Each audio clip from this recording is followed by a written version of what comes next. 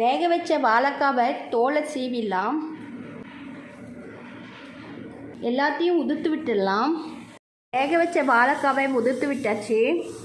Pan சூடானதும் 1 table spoon oil சூடானதும் 1/4 teaspoon கடுகு, 1 டீஸ்பூன் வெள்ளை உளுந்து, 1 டீஸ்பூன் கடலைப்பருப்பு. கடுகு பொரிஞ்சதும் கடலைப்பருப்பு, உளுத்தம்பருப்பு செவந்ததும் 2 வரமிளகா, சின்ன சின்னதாக கட் பண்ண வெங்காயம் 1 கப்பு, 4 பச்சை மிளகா, கருவேப்பிலை.